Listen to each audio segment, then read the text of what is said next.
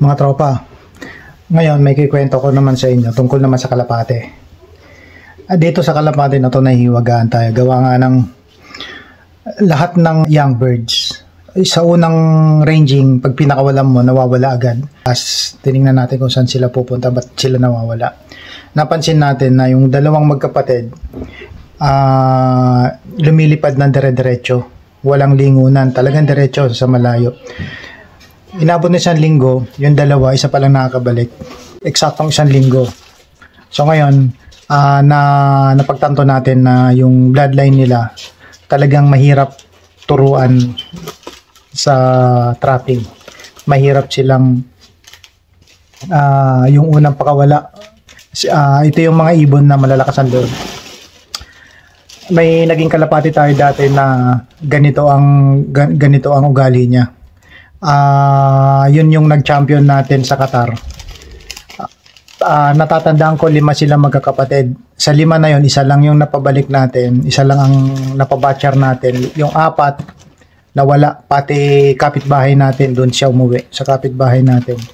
Talagang malalakas ang loob ng young bird na yon.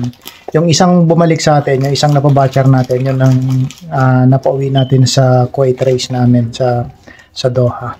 So, katulad nito ang hawak nating breeder na pag nag-anak siya, yung young bird, malalakas ang loob, talagang lumilipad na malayo.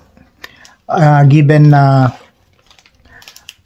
nakagupit pa yung 3 primary flights niya dahil nga pino-force molting natin sila. Ito yung video mga tropa, pakita ko sa inyo. 1, 2, 3. Tropa, tingnan nyo yung ibon na yan. 1 linggo na wala yan. Ngayon lang bumalik. Na excited sa paglipad. First time natin pinakawalan. Yan. Rumatsyada ng lipad. Ngayon lang bumalik.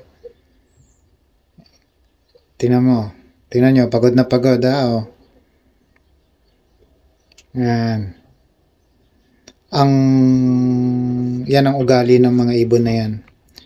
Mahirap turuan. Kasi yung unang ranging nila talagang sumasagad, lumilipad na malayo.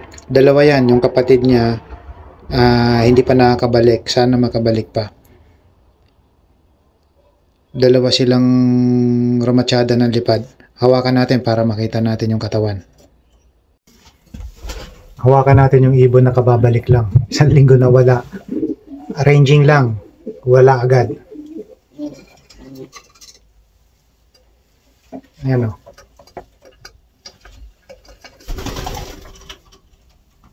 Ay, katawan. Ubos na ubos.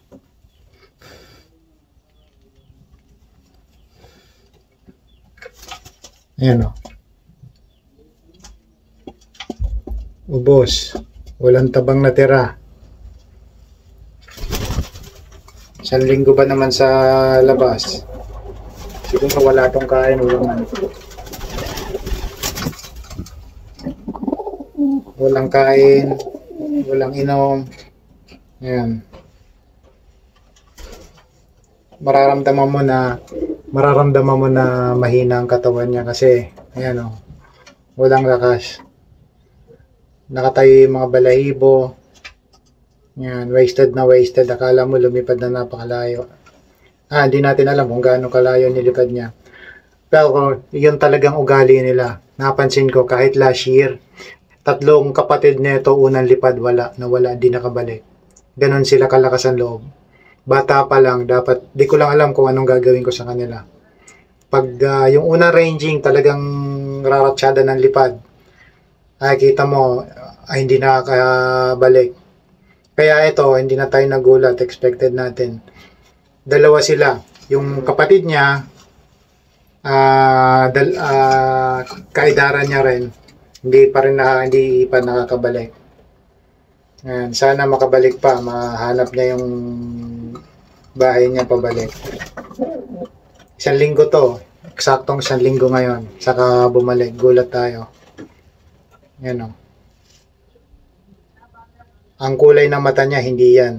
Siguro sa sobrang pagod, sobrang gutom, Yan, kaya nagbago yung ano na, nagbago ang mata niya, nagbago yung tsura niya. Yan. Ang nakakagulat pa rito mga tropa. Yan. Wala yung bagwis niyan. Kasi pinifeathering nga natin sila. Yan. Bunot yung pinakaunang flight niya. Yan. Hinihintay natin na sana yung first flight, saka natin remove yung pangalawa at yung pangatlo. Yan. Pagod na pagod. Di mo alam kung saan nakarating to. Bye mga tropa.